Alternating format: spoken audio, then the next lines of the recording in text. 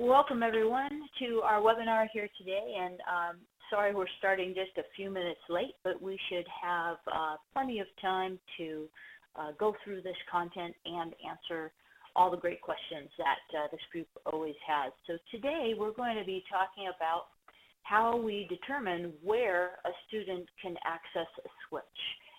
In our next webinar we'll talk about the type of switches that are available, but we're just going to focus on that critical location today. My name is Michelle Lange, and I'm an occupational therapist in the Denver, Colorado area. I've been working in assistive technology, for more than 30 years now, and a big part of what I do is try to figure out just where to put that switch. So that's a little bit about me. I look at switch assessment when it comes to accessing a variety of assistive technology, primarily communication devices and power wheelchairs.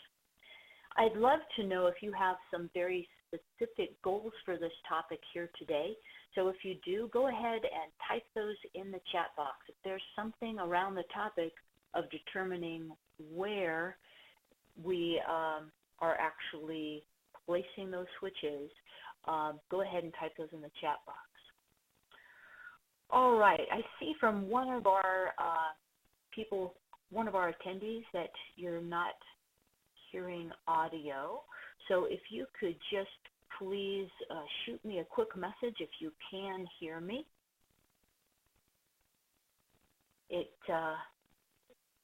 Good, thank you very much. I appreciate that. And again, if you have any specific goals for today, let me know. Thank you. Alicia's asked for any resources or handouts that you could provide to the OTs you work with. So that would be a great goal. We do have a handout of this particular presentation here today that I hope will be helpful. Great. If you are typing a goal, feel free to keep doing so. I'm going to go ahead and get started here.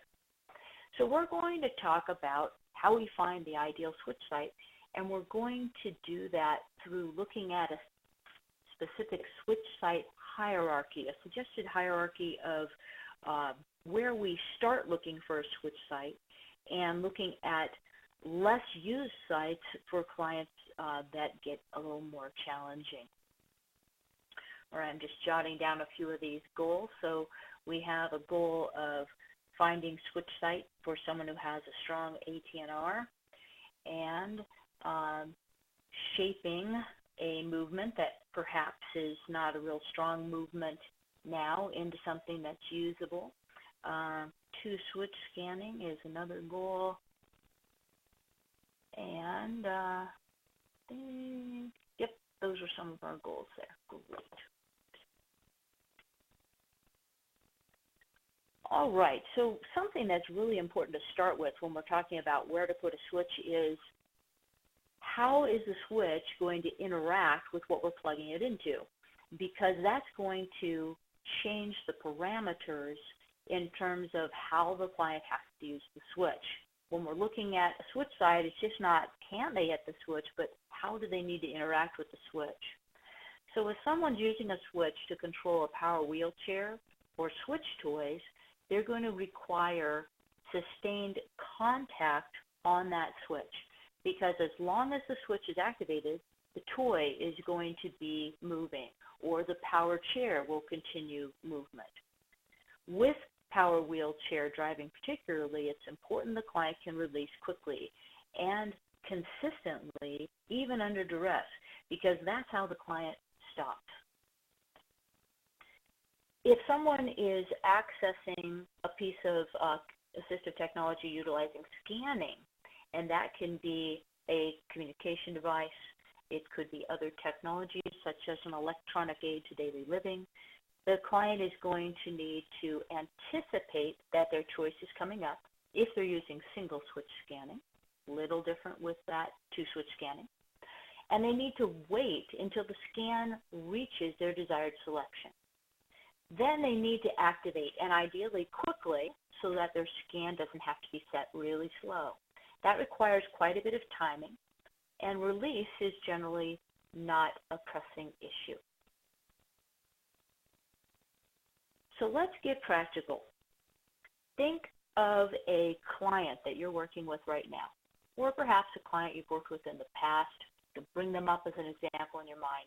As we move through this information, think of where you may try to put a switch with them for accessing their assistive technology. Jot that down, and then go ahead and write that down somewhere. Try it out with your client. If you want, shoot me an email. Let me know how it worked out. So let's talk about, in general, what makes up an ideal switch site. And we're going to go through each of these in a little more detail. An ideal switch site uses a small movement that's isolated, volitional, with controlled activation, sustained pressure if that's required by the assistive technology, and controlled release. So let's look at each of these in a little more detail. A small movement. I'm a big fan of using as small a movement as possible. Now, this isn't always possible. We're only trying to approach the ideal. We want to avoid the big wind-up that a lot of our clients use. So, for example, you might be working with a client who can, say, use their hand to hit a switch, but only if they use that really large movement, often incorporating that ATNR to drive their arm and move into that switch. If that same person might be able to use another body part that requires a much smaller movement, that can often increase speed as well as accuracy in scanning. An example is my friend Lauren. Lauren is an adult with cerebral palsy. She is able to use her hand to directly access things on her communication device, but it's very, very difficult for her. It's very, very slow. Her accuracy is not good, and she quickly ends up with spasms in her upper back, trying to drive her finger to the correct location.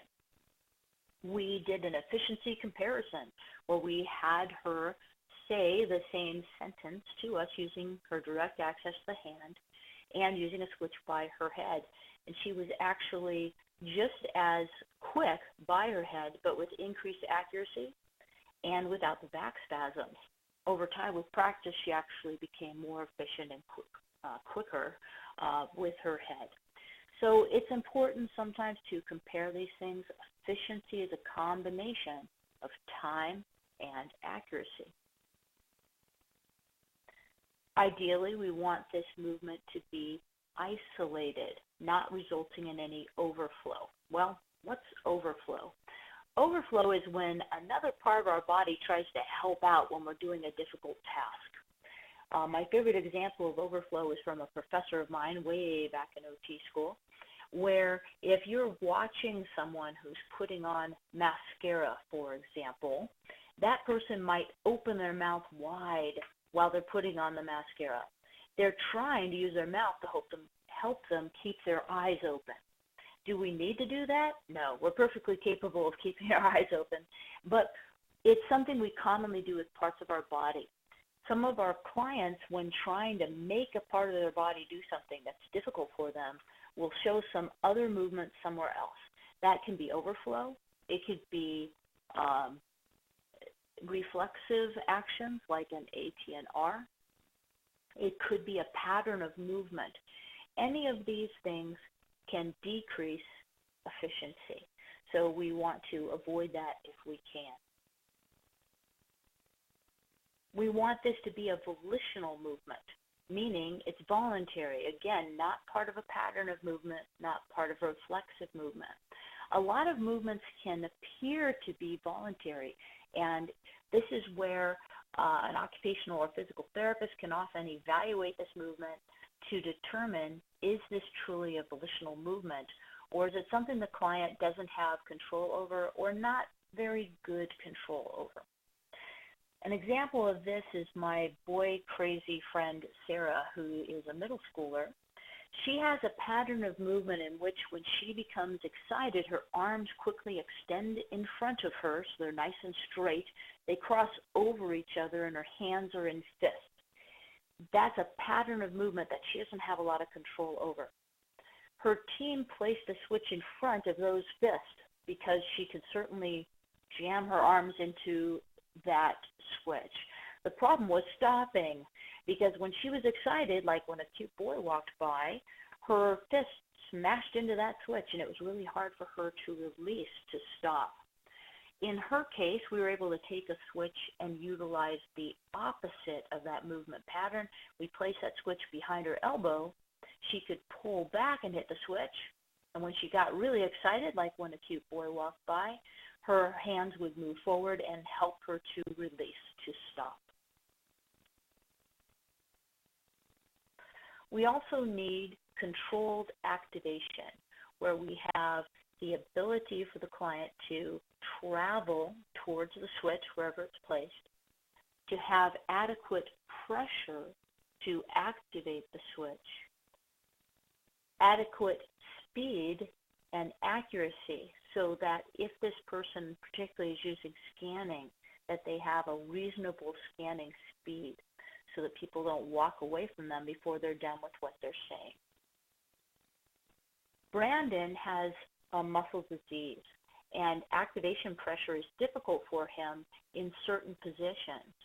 But in people with certain muscle diseases, particularly Duchenne muscular dystrophy, there's better control, better force with a midline placement.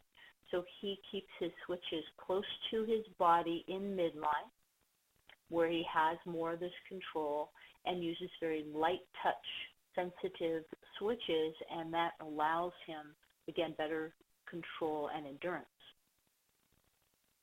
Spencer was able to use a switch that was placed actually over his right hand. He would lift his arm, lifting his hand into this switch, but he didn't have very good speed and accuracy, and it was really slowing him down.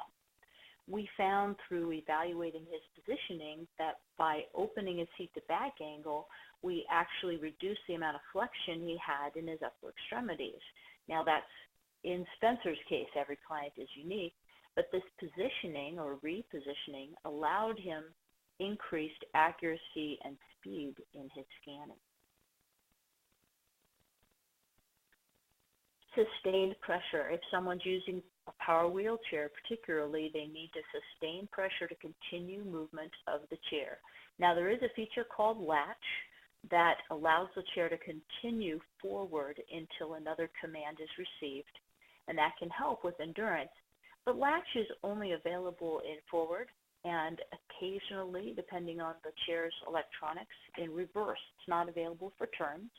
And a lot of clients aren't real appropriate for latch because if they get distracted, they might run into something.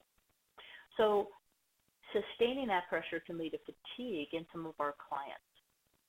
Julian has a muscle disease where fatigue is a big problem for him, and so he uses a switch that requires a small amount of travel and little activation pressure.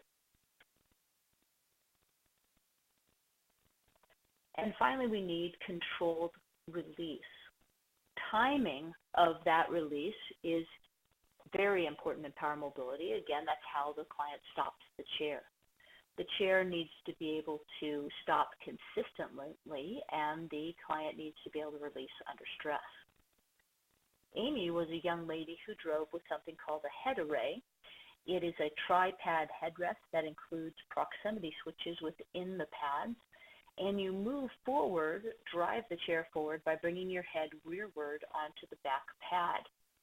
Well, she was a great driver, drove with very good control, until one day the school had a fire drill, and the alarms were quite loud and startled her. She became stuck due to an increase of tone on that back pad and took out everything in her path until the chair collided with a hallway at the end of the hallway, another wall.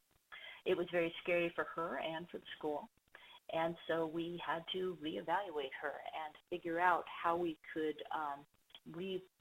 reposition that switch so she could be safe and feel safe as well. All right, so I want to pause here and see if people have any questions before we move ahead to looking at specific potential switch sites. All right, Allison has listed a goal that she has as well for this session, wondering about early intervention and specific considerations for babies, such as how their access needs may change as they grow, and if there's anything to avoid so that I don't hinder motor development or prefer one side over the other. An example she gives is a 2-year-old that she's working with who's currently using a speech-generating device with their left foot with single switch scanning. It's a great point, and many of the clients I see, since I do work with a lot of kids, do have some changing needs. One of the things that changes a lot when you're working with a very young child is their understanding of the task. So when we're working with very, very young kids, we might be starting with fairly simple technologies and then moving forward into more sophisticated electronics that can certainly change what they're doing for access. A couple quick observations. If I'm working with very young children, I often start with switches and some simple technology with switch toys or with tablets and games and things like that. As that child grows, their access may change because as their motor skills improve, that child may be able to use direct access, or they may be able to use a mouse, some type of mouse. They may be able to use eye gaze. I may not know that when they're very, very little. So I do try to keep track of that to see, is this something that's going to change? Am I seeing potential to make those changes to access? The other area where I notice where I make changes to access is during the teen years. So again, in the pediatric population, I might be working with a child who's used a switch successfully at a certain location or maybe several switches for a long time. But those teenage years, suddenly there's a huge amount of growth. And depending on the child, we can see orthopedic changes such as spinal curvatures, other range losses. And as this child suddenly gets much longer, those lever arms kind of change. And I find that with that change in biomechanics, that a client who's done really well with a switch in one location suddenly might have difficulty with it. And I might have to find a new switch location. All right, so we're going to move on to looking at a specific switch site hierarchy. And with this hierarchy, we're generally going to start at the hand and move from there, looking at specific locations for a switch. When I'm working with a client, I might jump in somewhere in this hierarchy. I don't look at every potential switch site that I could use with a client.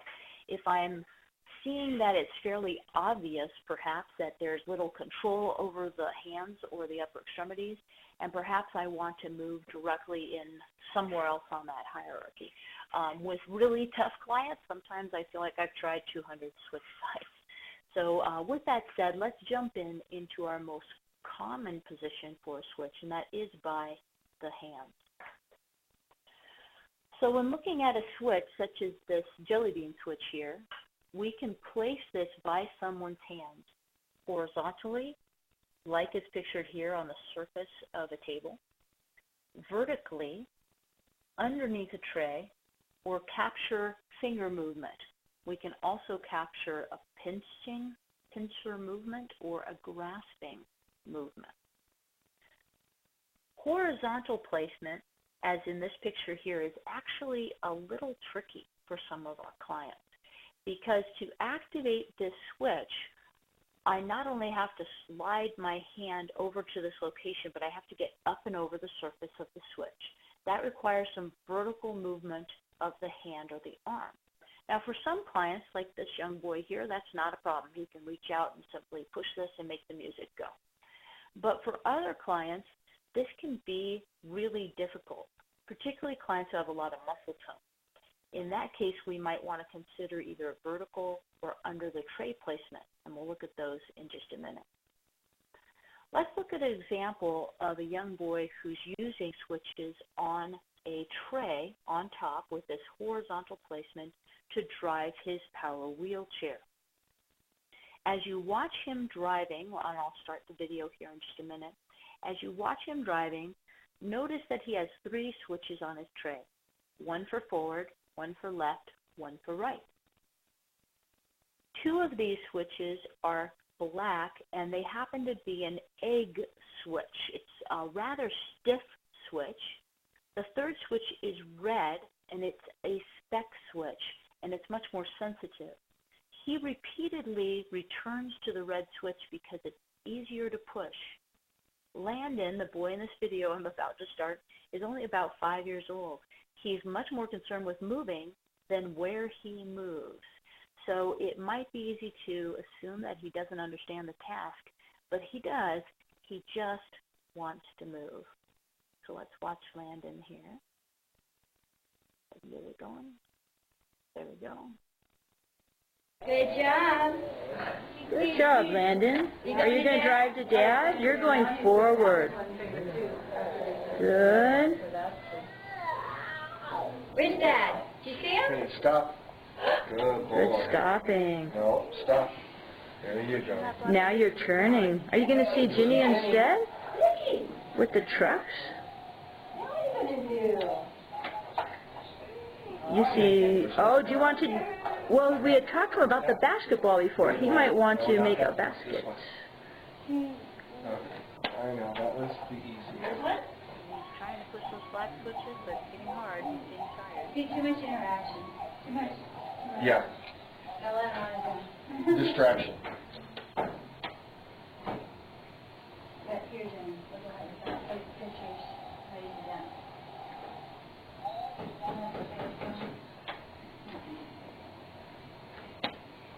So he's showing.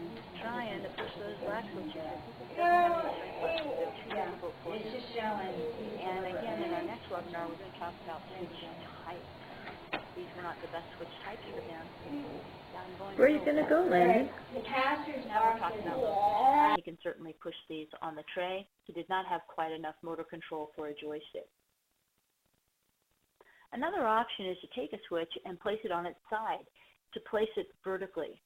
This particular one has a suction cup on it. Suction cups don't generally work too well. Usually we have to look at some more permanent mounting option. But the advantage of using a vertical placement like this is now the client simply has to run into the switch. They don't have to lift up and over anything. So we're eliminating a plane of movement, and that can help with some of our clients. We can also place switches underneath a tray. These are proximity switches. Proximity switches can be embedded underneath that tray surface, and the tray itself will not activate the switch, but a client's hand over the tray will activate the switches. This again eliminates a plane of movement for the client, and this can allow access for some of our clients who otherwise have difficulty with a mechanical switch on the surface of the tray. We're going to talk about proximity switches, which is an electronic switch, more in our next webinar. We can use switches to capture finger movement. This little switch here is called a fiber optic switch, another electronic switch. It does not require any force, and it captures very small movements. Here, it's capturing the movement of Julian's thumb. He can wiggle his thumb over this fiber optic switch. This switch emits a beam of fiber optic light. It sees his thumb and is reflected back, and that's what activates the switch. He's using this here for one of his directions on his power wheelchair. This is for Reed. He has spinal muscular atrophy also like Julian, and has a lot of muscle weakness and limited range as a result. Here he has a fiber optic switch that's been embedded within a custom arm trough. He pulls his finger back slightly. Some people with muscle weakness have better control if their wrist and fingers have some flexion to them. It puts those finger flexors on rest. He can pull that finger back to activate the switch. He uses this for driving his power chair as well. Next, we're going to see a video of Fareed using this same type of fiber optic switch while he's laying in his bed. He pulls his finger back to activate this switch. Again, no force is required, only movement, to access his communication device.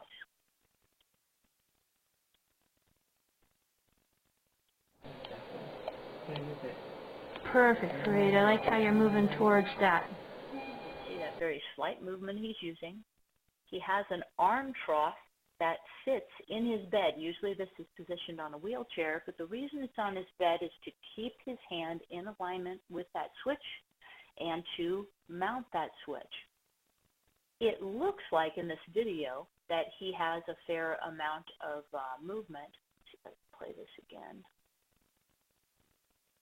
No, I don't think so. That's fine. It looks like he has a fair amount of movement in this video, but there's really hardly any force to his movement, and it is quite small. This is another client. This is Christopher, and he's able to extend. Let me get my pointer here. He's able to extend his index finger. He doesn't have a lot of force, but enough force to activate a mechanical switch. This is a Microlight, which is fairly sensitive, and it's mounted to a little gooseneck down by his seat rail here on his wheelchair, and this captures his movement for communication. In this video, we see a little girl who has a similar I see Colby. I don't know where Silver went. Silver ran away. Silver got tired of us talking about her. Uh-huh. And it looks like you have a brother and a sister, huh? Yeah. And what are their names? Hi, Jackie. We have just a light strap over her wrist to keep her in alignment with this switch. This is during an evaluation. We were able to come up with an arm trough and elbow block to keep her in alignment with the switch, to keep her arm from falling off of the arm pad, and a more permanent mount for the Microlight. Katie has asked, do I have a video of someone using under the tray proximity switches? I'm having trouble visualizing it. I don't have a video queued up right now that I can show you, but I'm going to go back to this for just a second. Let me get my arrow. So these proximities actually sit inside a tray. You can see on the picture here to the left that there's stickers here. I'm not a big fan of stickers actually on the tray because clients tend to look at them. I put Velcro on here so the client has a tactile cue. So let's say this spot here is where a proximity switch is mounted underneath the tray. If a client slides their hand over the area and keeps their hand there, the chair will start driving forward. It activates that forward switch. And if this is their left turn, as soon as the client slides their hand over that switch, the chair will turn to the left. Proximity switches and fiber optics are both electronic switches. They do not require any force. Proximities capture a little larger movement than the fiber optics do. There are switches out there that are designed to capture a pincher movement. This is another location on the hand where we can place a switch. One of the challenges with pincher switches is that if the client lets go, they drop the switch. One switch that I sometimes use in this location is the ABDA spec switch.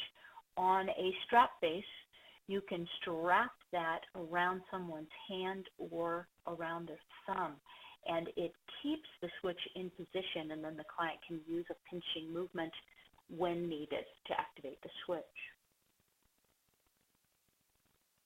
And then finally at the hand, we can place a switch so that someone can use a grasping movement. I don't do this very often. The reason is that if the client lets go, they might drop the switch. And some of my clients have difficulty letting go. They tend to get stuck on the switch if they have a lot of tone. But if you're looking for potential movement, some clients can use a grasping movement. Another strategy I use here is the spec switch. Again, I will use that strap switch, place this within someone's palm, and they can use that grasping movement, but if they release it, they won't lose the switch. They could still get stuck on it, and that needs to be part of our assessment in determining if this is a successful location for a switch. Many of my clients who have quite limited control, and this is why we're looking at a switch for access to their technology, are able to use a switch by their head. When placing switches by the head, we can capture, by placing a switch at the side of the head, either rotation of the head, where we're turning our head to look at something to the side of us, or lateral flexion, where we're kind of moving our ear towards our shoulder. One disadvantage of using a rotational movement is, for many clients, this can set off that AT&R reflex. Also, by turning their head, they're losing visual contact with what they're looking at. So if they're driving a power chair, now I'm looking to the side instead of where I'm driving, or perhaps I'm looking away from my display of another device. So this can be a problem. I try to avoid placing a switch by the cheek if I can, because some of our clients have a rooting reflex and will quickly turn into the cheek. I also try to avoid this temple area here, because if this is where my client has good control, they inevitably have glasses, and it's constantly hitting the arm of the glasses. So I try to move a switch above the arm of the glasses if that's present. Also, if I have a very small switch placed here and the client turns with force, we could have an eye injury. So I do try to move this further up on the side of the head.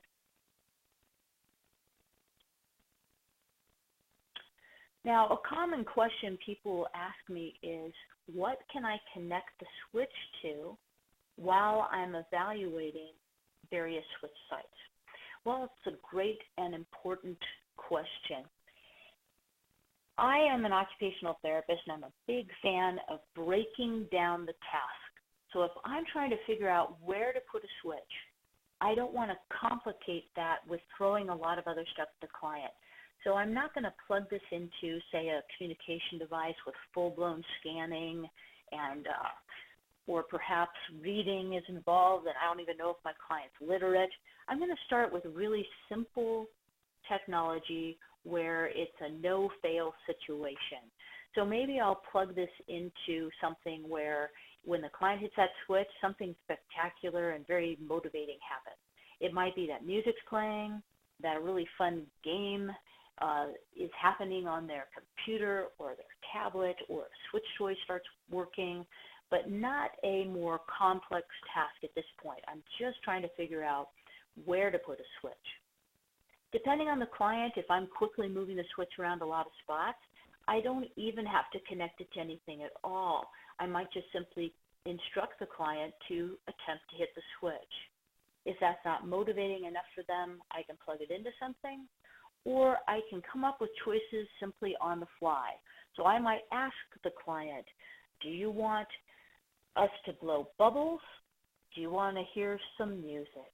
And when they hit the switch, as I present those auditory choices, they make that selection. Great, you hit the switch, we're going to blow bubbles. So just some simple partner-assisted scanning gives me a lot of flexibility as I'm trying to determine where to put a switch. So we can place this switch in a number of locations around the head. This client here, Mark, has a jelly bean switch right by the side of his head. It's pretty big, but he preferred this size switch, and he wanted to be able to see it and feel it on his cheek for a period of time. Over time, as he got used to this, we moved the switch further back on his head and used a smaller switch. He happened to use a spec switch. Down here, you might notice he has these yellow cubes here, these rectangular pieces. They're mounted underneath his tray. They're Velcro. These are older style proximity switches. He used these to drive his power wheelchair, and he used the switch by the side of his head for his communication device. This is Joe, and he has a switch mounted to this rectangular plate here. It's a spec switch up by the side of his head, and he's using this for communication. And this is AJ, and this is just during evaluation, so he has a rather large for him by the side of his head, jelly bean switch here. And then he has this support pad. This is part of a Stealth head support. It's from Stealth Products, and this particular head support is called the Ultra. This pad here is designed to provide lateral support. Where it helped AJ is he could rest his head on this pad and pivot off of it to find this switch. So it improved his accuracy by giving him more stability, by giving him that starting point. This is Maddox, and he also has a switch here. He's got a little spec switch, and this is that Stealth head support I was talking about. It doesn't work for everyone, but it works well for a number of my clients. Right behind his head, it's a little hard to see because it's black, is an occipital pad, so it goes by the occiput of the head. And this piece here is called a suboccipital pad to provide a little more stability. This whole assembly holding the switch swings out of the way. And the nice thing about that is if Maddox, who's only 3 here, is not using his communication device, then the switch is just not even by his head. It's only there when it's being used for communication. Let's watch him use this switch. And 5. Good job, Maddox. Might have an extra. High and 5. But you still have the back, right? And you can see him moving his head back and forth as he's listening to his cues on his communication device and making choices. This is another picture of that particular head support. These swing-away pieces can be put on any of the Stealth head supports, just about any, but this is a real common strategy that I use, and this is just another picture of mounting a head switch by the side of the head on one of these swing-away bars. And then we also happen to have a pad here for this young man, Spencer, as well, so that he can stabilize against it and pivot his head to activate the switch mounted right here. In the next video, you'll see Austin. Austin is not positioned that great yet. We've changed some things in his positioning after this video was shot so that he's not leaned back quite so far. He was in a tremendous amount of extension at the time. But we had placed a switch kind of along the side of his jaw. If you listen carefully, he has something fun to say. Had him training time. Yeah. I'm so cute. All the girls think I am a stud. And then there's the curiosity. And he says, I am so cute, all the girls think I am a stud. Here he has a evaluation mount that you can get from ABDA called the Universal Switch Mounting System. It's great for evaluations, but pretty bulky for long-term use. We were able to get him a smaller mount, again off of his head support, and change up some things in his positioning so he wasn't stuck in so much extension. Continuing down our hierarchy, we have some switches that can be placed at the chin. This is further down the hierarchy because when people tend to use a switch by their chin, they either use jaw movement or sometimes cervical movement, and that can lead to repetitive stress injuries because we have these small little movements over and over and over. But it is possible to place a switch under the chin, at the side of the chin. That's pretty much it, under the chin or at the sides of the chin. This particular mount here, I think is still available from Adaptive Switch Labs, and this was made for a client I worked with years ago named Abby. Abby wore this on her head, and through this hollow tube was threaded a fiber optic switch. It was aimed at the side of her jaw. She could move her jaw to the side slightly when she wanted to, despite lots and lots of movement in the rest of her body. Abby has cerebral palsy and lots of apoptosis, but she could isolate this little movement, and this allowed us to capture that. Mounting under the chin can be challenging as well, but that is a potential switch site. Other less used sites around the head include behind the head. This is primarily used when people drive with the head array, which has a proximity switch placed behind the head.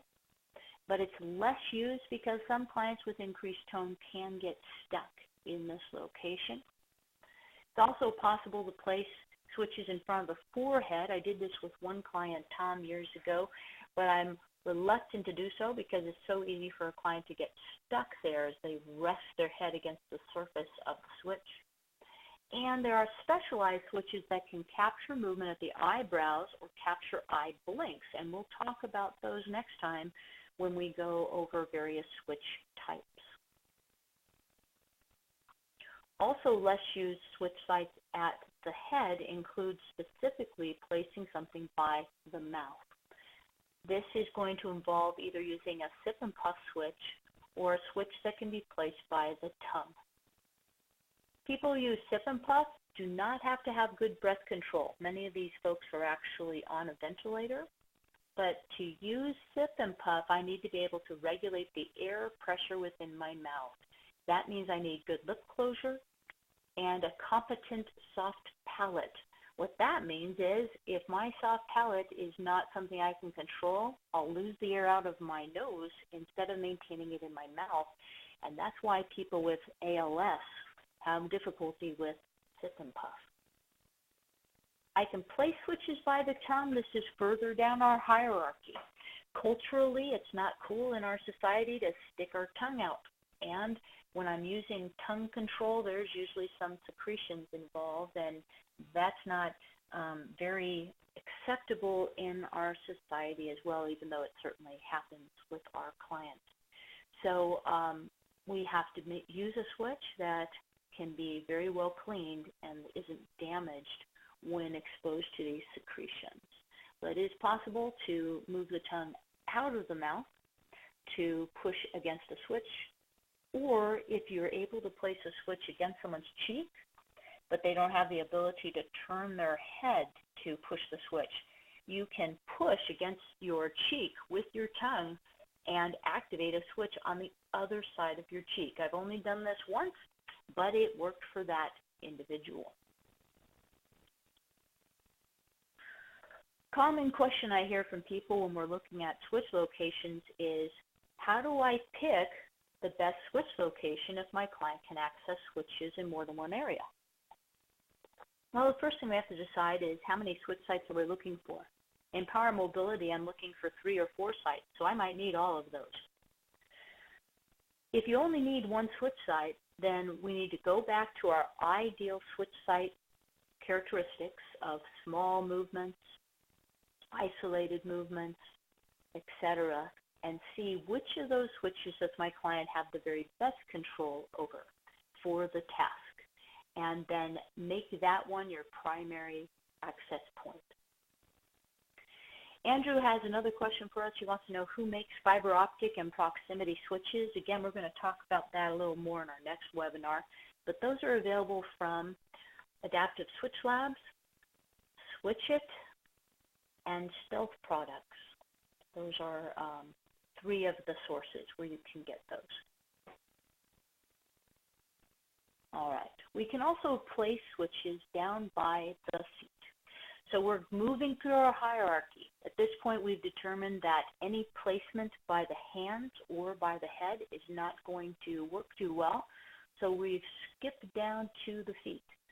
It's possible to place switches above someone's foot using dorsiflexion, below the foot using plantar flexion, as is shown here in these pictures, or at either side of the foot. We do work occasionally with clients who have very good control at their feet, but not very good control elsewhere. In this picture here, Daisha is able to reach out with her foot and tap this switch with very good control. Now, this same client was able to access a switch under her hand, but without purpose. She would simply bang on the switch and not even look at it or look at what she was controlling. But if we placed the switch by her foot, used very good volitional control. She has a condition that's similar to Rett syndrome, where we have a lack of volitional control at the hands, even though it looks like someone can use their hands. So again, very, very important to look at, is this a controlled movement? Now, after we rule out the feet, we can look at the lower extremities. Now, our feet are attached to our legs, but by placing switches in other locations on the leg, the reason this is further down our hierarchy is because we're using a larger movement. We want to use a small movement if we can, but it is possible to place a switch at the medial or inside of the knees, lateral or outside of the knees, or even above the knee. Here's a picture of Julian. We saw him earlier because he had a little fiber optic switch right in this hand pad of his wheelchair. He also uses a Microlight switch at the medial side of his right knee. Many children with spinal muscular atrophy type 1 for a period of time when they're younger can use a switch by the medial knee because they still have good control of hip abduction. This is on a swing away mount for transfers. This is Fareed, who also has spinal muscular atrophy. He didn't have enough force to use a mechanical switch like the Microlight by his medial knees, but he could activate these proximity switches, these yellow pieces here. So here he has a fiber optic switch. He happens to have one by his other hand as well. And he has these two proximities, and that's how he was able to drive.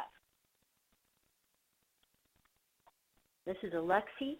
Alexi has a brain injury. This is one of his hands crossing over his body, but he really doesn't have functional use of his hand. He has his hands covered in his gloves because he cannot tolerate contact, direct contact with his hands. It is very noxious to him. But he can abduct his leg into this switch for communication. He also uses that for using a power wheelchair. Another common question people will ask when looking at switch locations is, what do we do if our client does need more than one switch, like with a power wheelchair? How do we choose where to put each switch? Well, with a power wheelchair, that's that PWC, we want to take the strongest switch side and make it forward, because that's the switch our client typically has to hold down for the longest amount of time. The weakest switch side is reset. In power mobility, there's a switch often used called reset, and it allows the client to access other features of the chair, including reverse, speeds, controlling power, seating on my chair. It's another whole topic, but in the world of power wheelchairs, that's what we usually do when choosing which switch is controlling which feature. So continuing on our switch site hierarchy, we come back up to the arms, but instead of looking at the hands, we're looking specifically at the arms themselves to see, which is a larger movement, just like looking at the legs. And it's possible to place a switch above the shoulder, behind the elbows, or by the forearms. The advantage of placing a switch by the forearm instead of just by the hand is we have a larger target for a client that doesn't use as precise of movement. This is Joshua, and he has a switch placed over his shoulder. He's able to lift his arm into that switch to activate this location. Let's watch a quick video of him doing so. Shall we go back to more prepositions? Good. More prepositions. Good job. Yeah, there's more funny things on the front page. Off. Yes, I see. Good job, He Joshua. likes the off. All right. Off. Movement. There we go. Oh, yeah, crashing. Kind of like monster trucks. Should we do up? There we go. Good job, Joshua. You want to see the monster trucks now, or you want to say something else? Something to say.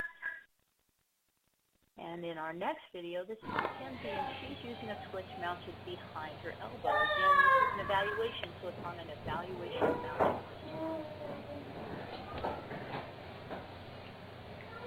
Oh, there you go. Good hit.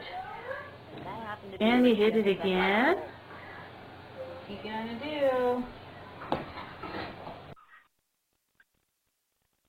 You know, Joshua was very much looks like he should be able to use a switch by the side of his head, but if he turns his head into a switch, his ATNR kicks in and he gets stuck on that switch, and that's why we chose over his shoulder.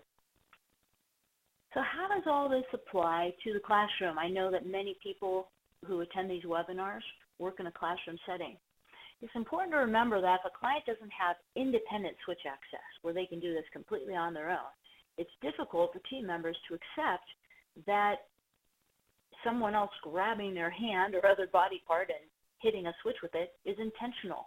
We need to strive for independent access so that folks know what this child is capable of. The optimal switch location makes the difference between dependent, assisted, or independent access. Ultimately, our goal is for this movement to become automatic, kind of like when we're driving our car, right? You see an obstacle, your foot's on the brake. You're not thinking about where your brake is, hopefully. You know where it is because you've hit it thousands of times. Our clients need lots and lots and lots of practice so that where the switch location is becomes automatic and they can concentrate on the task, not where the switch is. No matter where the switch is located, it can be used to access technology for education, communication, etc. So getting back to your homework, think about that client again that you had in mind. Jot down a note of where you might try to place a switch on them and get ready to try it out. And again, hopefully you can join us for our upcoming webinar, which is going to be September 18th. And we're going to talk about how to determine what type of switch the student can use. If you can't make that webinar, don't worry about it. It will be recorded and you can grab it later on.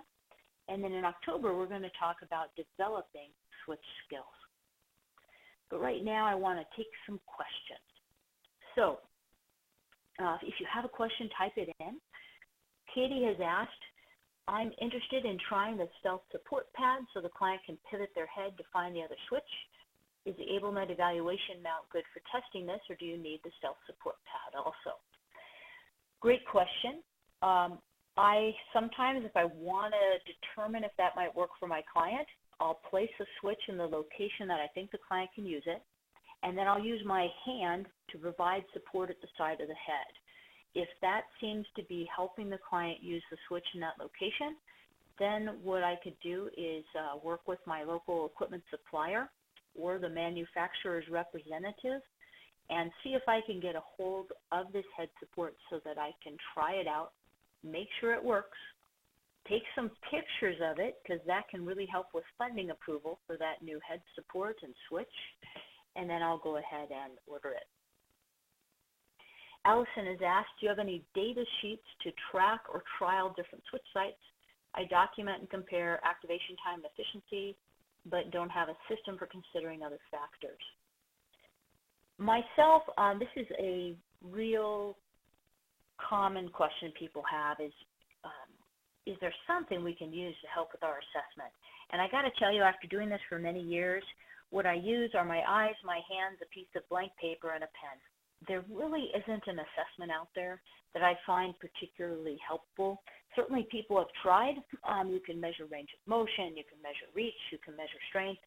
But what I find is much quicker and more efficient is just to simply observe this client, see where I think they might have movement, and I start moving a switch around and ask them to hit that switch or attach it to something motivating until I find a switch site that I think has potential. And then I might very well work on developing skills there for a while. If things aren't panning out, I might have to go back to the blackboard and try again with a different switch site. Mary has asked a similar question, assessments that are available when looking at switch placements or types of switch in schools. Again, people have certainly tried, but it just takes some good old-fashioned assessment and problem solving. I will ask my clients too to show me where they have movement, to ask them to actively move, show me what they've got, and if they're able to do that, just watch and watch and watch. From there, it's really a lot of experience in just doing this over and over with clients, and that just takes practice on our part. Kelly has asked, what if we don't see voluntary movement, but only observe reflexive or random movement? Well, it's important in that case to observe that reflexive or random movement to see if the client might be able to develop some movement from there, some intentional movement. If they can't, then we have to really, again, dig deep to see if there's an area where we can develop some movement. Some clients can hit a switch right away, really don't need that training. Others can take quite a while. I wish I can give you a more specific answer, but it really varies. One of my clients, Alexi, we saw him in one picture. It took me 6 months to develop a usable switch site for him. That was a really, really long time. There was a number of reasons for that, but it can be very much worth the investment. He's very good at using his communication device for communication and to control his TV at home, and he can drive a power wheelchair with supervision. But it took one switch site to start.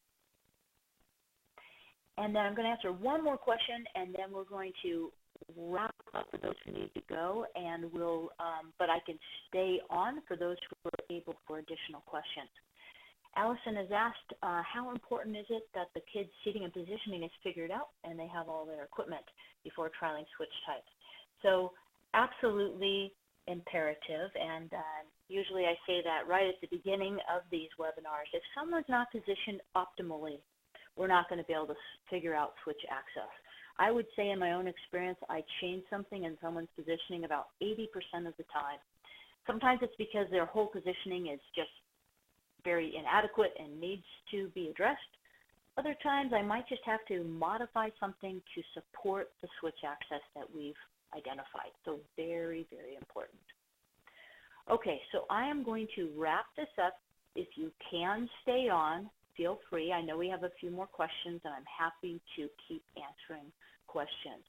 But I do want to thank those of you who joined us for our webinar today, and I want to make sure you have contact information here for myself.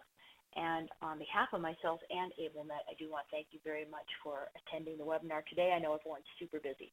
So for those of you who cannot stay on the call, feel free to get back to your real jobs. That's okay. For those of you who can stay, I will keep answering questions. So Lisa has asked, can you recommend any YouTube videos for demonstration? Great question. I don't have any YouTube videos myself up on determining the switch type. Maybe sometime I will do that. One reason I'm a little hesitant to do something like that is because each situation is just so unique.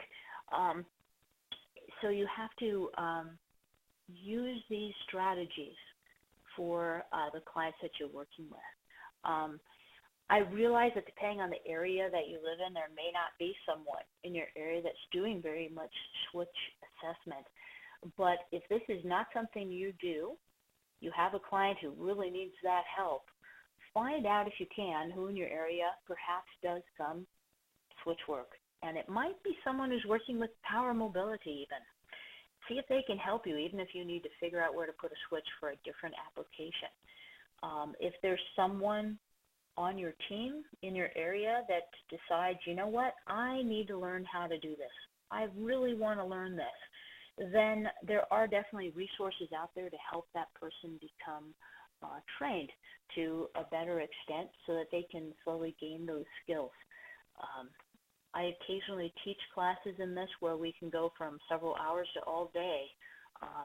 If you look on my website, you can see upcoming courses. But if someone has a really strong interest in that, that can help. And AbleNet is fantastic about having lots of webinars on this topic, from talking about switch location, switch types, developing switch skills. If you look on their on-demand library, I've done previous webinars on related topics on switches, and you can check those out as well. This one today is updating some information from past webinars. Same with our next one. Great. Well, I don't see any more questions in here right now.